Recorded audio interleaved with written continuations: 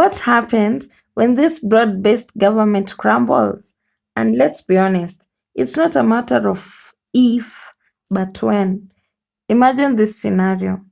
Raila loses his bid for the AU chairmanship.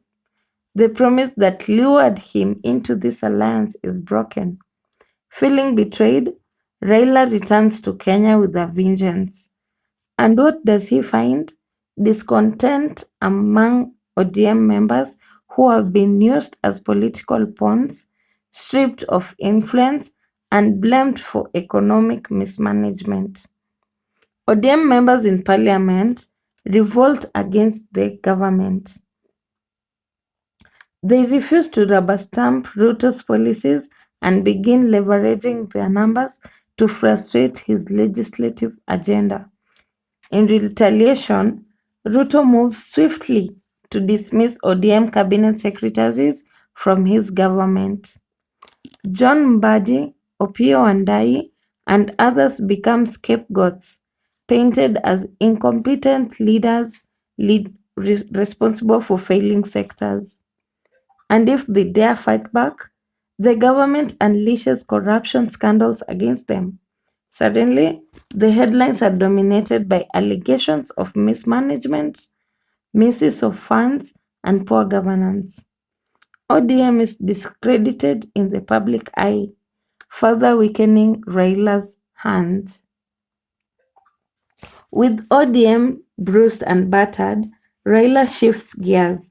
He rekindles his legendary campaign machine and begins to strategize for the 2027 election.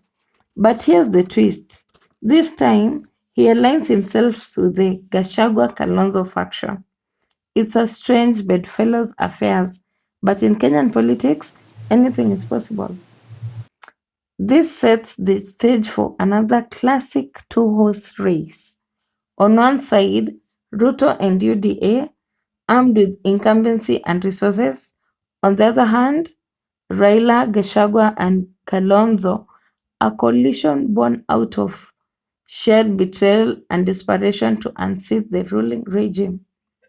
The stakes are higher than ever. Raila frames the 2027 election as a fight for Kenyan soul, painting Ruto as a leader who betrayed the youth, failed to fix the economy, and used the broad-based government as a smokescreen for consolidating power.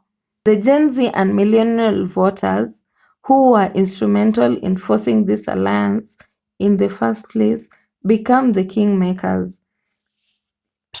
Their frustrations with broken promises and economic hardships could tilt the scales once again.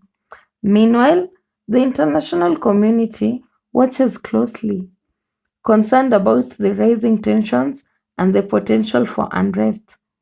The media narrative shifts to whether Kenya's democracy can withstand yet another bracing electoral contests. So, what can we learn from this hypothetical but highly plausible outcome? First, political alliances built on shaky foundations and transactional promises are doomed to fail. The broad-based government was never about genuine partnership, it was about political survival. And when that survival instinct shifts, the whole structure collapses. Second, the Gen Z and millennial populations have proven to be a force to reckon with. They are fearless, technology savvy, and relentless in their pursuit of accountability. Their role in shaping Kenya's political future cannot be underestimated.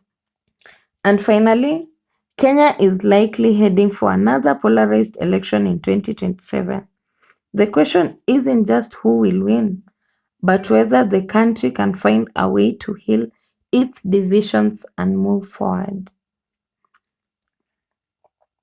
Kenya's political landscape is a thrilling and predictable drama, and the collapse of the broad-based government is just one chapter in an ongoing saga. What happens next will shape the country's future for generations to come. Thank you for tuning in to Manifesto Watch. If you enjoyed this episode, like, share, and subscribe for more. And let's keep the conversation going. Until next time, stay informed, stay engaged, and stay hopeful. Bye.